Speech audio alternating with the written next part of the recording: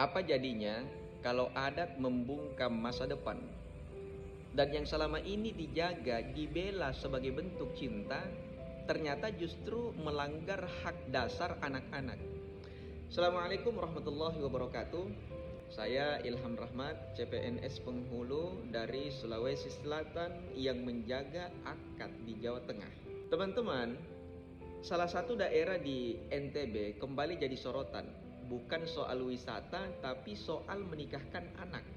Anak yang masih bau seragam putih biru, yang belum selesai dengan PR di sekolah, dipaksa untuk membereskan PR kehidupan rumah tangga. Secara agama, pernikahan dini memang diperbolehkan, tapi tetap tidak dianjurkan. Kenapa? Karena seringkali membawa dampak negatif yang serius.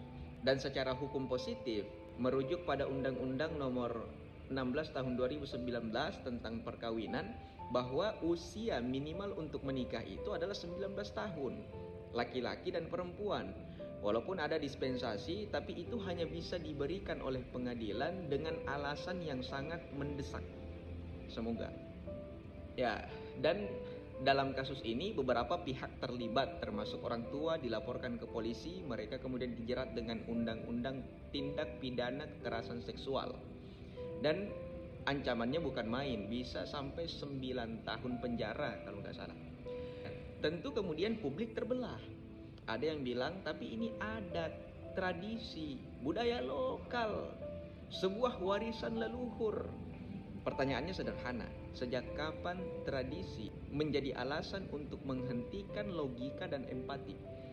Seakan-akan asal pakai label adat, label budaya, dosa pun bisa dinego. Ya, dalam hal ini tradisi merarik, artinya melarikan perempuan lalu menikahinya. Terdengar romantis, tapi secara faktual banyak yang masih di bawah umur. Dan ketika tekanan sosial dan rasa malu itu sudah membungkam suara anak, maka itu bukan lagi budaya. Itu pemaksaan yang dibungkus adat.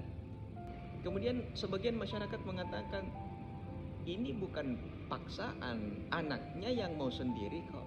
Lah iya, namanya juga masih anak-anak. Anak seusia itu belum cukup matang untuk memilih. Ketika pilihannya dinikahkan atau bikin malu keluarga, ya jelas nikah. Itu bukan pilihan, itu tekanan pakai selendang adat. Maka hukum pun bicara. Lembaga Bantuan Hukum Asosiasi Perempuan LBH APIK itu mengatakan ini sebagai langkah terakhir jika edukasi gagal, pendekatan budaya ditolak, dan tradisi tidak ingin diajak diskusi, ya diajak sidang. Ya, dan itu bagus. Kenapa? Karena diam terlalu lama juga bukan lagi bijak, justru jadi bagian dari kekerasan itu sendiri.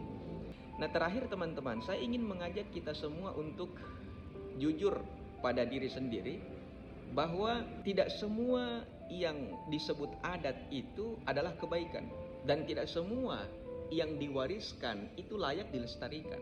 Karena yang seharusnya kita jaga adalah masa depan, khususnya anak-anak itu, bukan ego masa lalu. Sebagai penghulu yang masih belajar, tentunya saya tidak membawa kebenaran absolut. Saya hanya ingin ikut menyuarakan yang menurut saya itu keadilan. Karena pernikahan itu seharusnya membahagiakan, bukan menyisakan luka sejak dini. Assalamualaikum.